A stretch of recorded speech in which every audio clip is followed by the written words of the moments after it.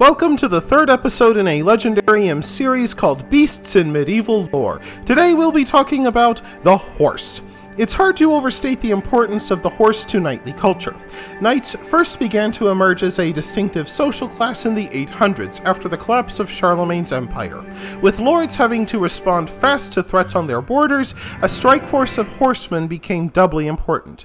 At first, knights were simply rich peasants who could afford to keep a horse for war.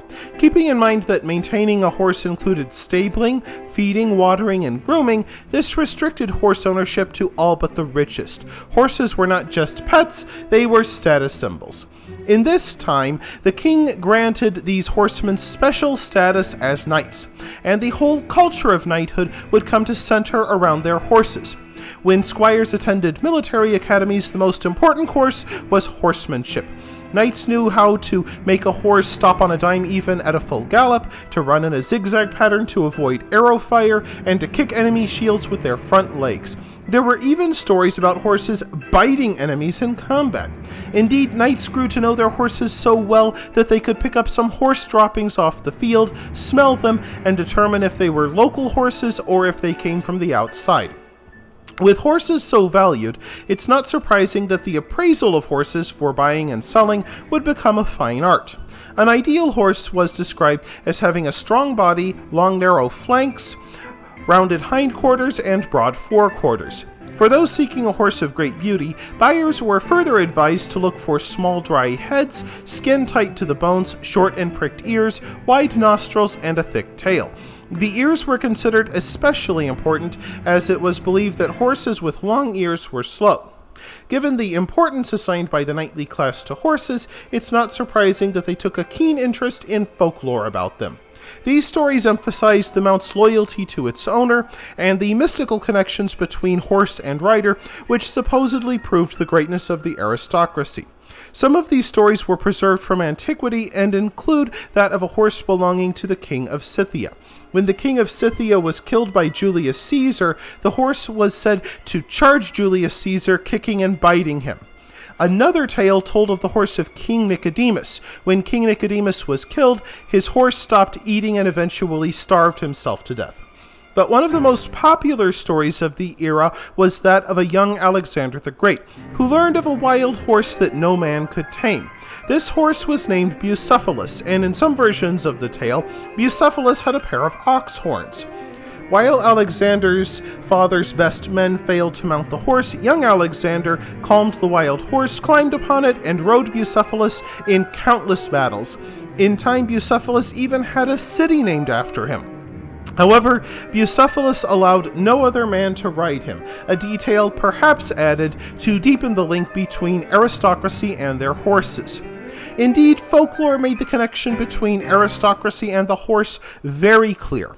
A German fairy tale preserved by the Grimm brothers called The Goose Girl stars a queen who sends her daughter off to another kingdom to be married. To protect her daughter, the queen makes a charm from her own blood, then sends her off with a talking horse named Falada and her maid. Before arriving at her new husband's kingdom, the thirsty princess asks her maid to fetch some water from a river. The maid flatly refuses and orders the princess to fetch the water herself in an act of shocking insolence.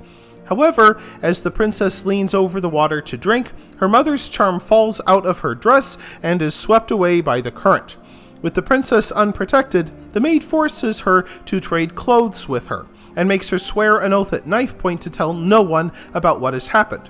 While the maid disguised herself as a princess, married the prince, and lived it up in the palace, the princess was forced to take work tending geese.